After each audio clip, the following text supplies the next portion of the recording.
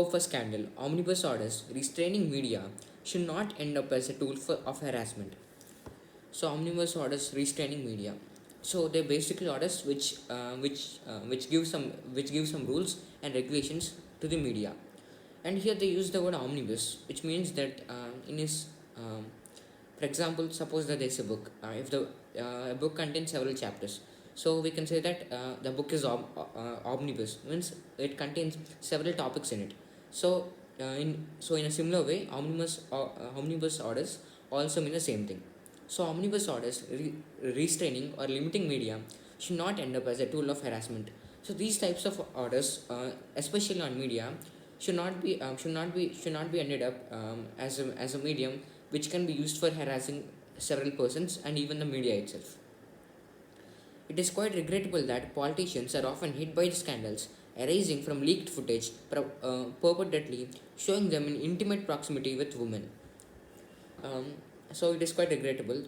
So we have seen this many times. Even we have seen this many times in India, that um, many footages have been leaked. Many footages have been leaked, which includes which includes an intimate relationship between a politician and a woman.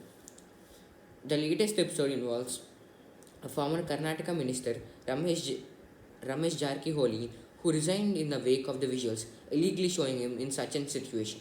So this also recently happened in the case of an chief minister, the chief minister of Karnataka, and his name is Ramesh Jarkiholi, and he was caught in a similar situation, and after that he resigned from his post. Speculation about the existence of more such compact discs that could surface in the media has resulted in a lawyer and a BJP member obtaining an interim High Court order that media organizations should abide strictly by the program code prescribed under the Cable Television Networks Regulation Act. And several attempts even some members from the party of BJP have come up with several urges and suggestions to the Supreme Court, and saying that uh, the media should have some limits and restrictions on what it can do. It cannot just post these types of videos or release these types of information for the people. And they also had support for themselves, and the support is the Cable Television Networks Regulation Act. So maybe according to this act, the media should not be doing such types of things. About 70 media organizations, including television channels, social media platforms, digital media outlets, and newspapers, have been added as respondents. So many people have responded to this, and when I say many people, I of course mean many media personals. About 70 media organization networks, including television channels, social media platforms, and similarly several media platforms. The broadcast media are expected to confirm to conform to the code, and obviously yes, all types of media on different platforms, all of them must abide by the cable television networks. However, when such an omnibus order is passed, it could become a tool of harassment. But when this type of rule, or this type of the type of Cable Television Network Act, when these types of laws are introduced, the more of these types of laws, when they are introduced, they often become a tool of harassment. That a tool of harassment. When people start harassing the media, or even through the media, by taking the help of this law. Under the Act, district magistrates, subdivisional magistrates, and police commissioners are the authorized officers to ensure that the program code is not breached. So, according to these types of laws, these types of omnibus orders, like the Cable Television Network Act, in these cases, the district magistrate, the police commissioners, and several other similar magistrates are the main persons, or the heads, are the persons to control everything, and make sure that everyone follows this rule. The Bengaluru Police Commissioner has also issued an order prohibiting the broadcasting of anything that breaches the code. So similarly, similarly, similarly the police commissioner from Bengaluru, he has done his job, and he has not let anyone do something which does not follow the rules or the laws. The code, which is a part of the cable television network rules, is widely worded. For instance, anything that offends good taste or decency, or amounts to criticism, or friendly countries are violations.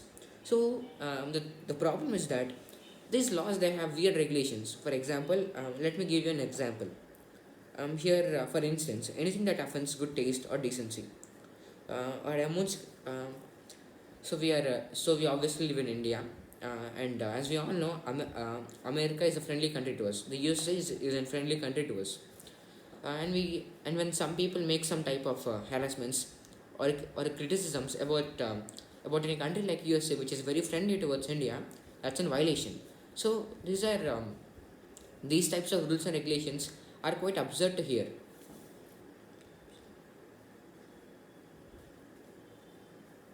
It also considers defamation, half truths, and innuendo as potential violations.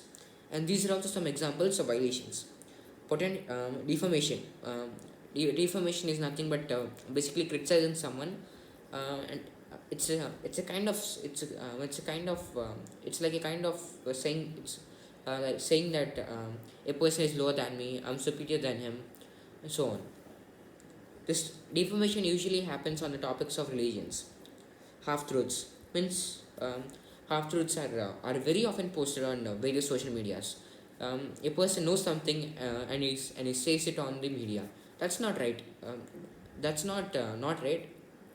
That's not wrong, but um, he that's not wrong. But he's only saying what he knows. He's not saying the actual truth. So it may be the case that many people may be offended by that, because he does not know what he's properly saying. So the information which he has posted, it could only be it could only be truth for some extent, and for the other it could be false. So yes, half truths, information, and innuendo, these are potential violations. In the absence of judicial orders, it may be unsafe to leave such matters to the discretion of the authorized of officer. So the author, he continues his argument, and he says that these rules or regulations, which have this weird type of limits to them, like like the criticism on any friendly country could be a violation. So these types of violations are actually a bit weird, and these rules and regulations should not be left to the responsibility of just the authorized officers like magistrates and police commissioners. Instead, they should be taken care by the government of India.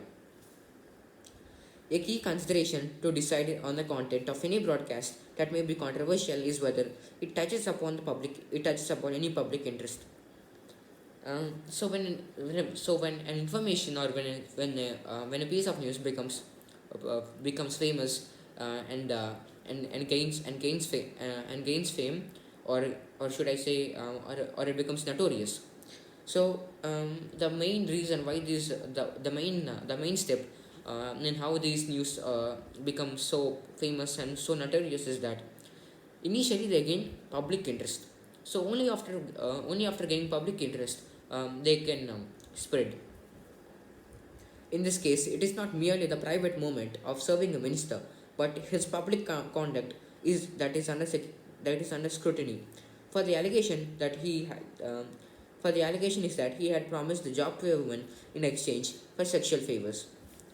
Um, so we have discussed in this editorial that this time the footage of the former chief minister of Karnataka, Ramesh Jarkiholi.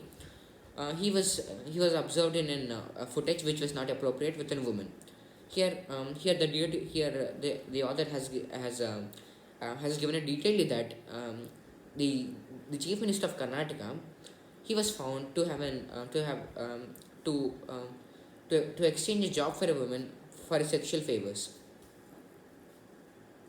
that he and others set to contemplating preventive legal action against future release of such footage. Were defectors who brought about the fall of the JDS Congress government not long ago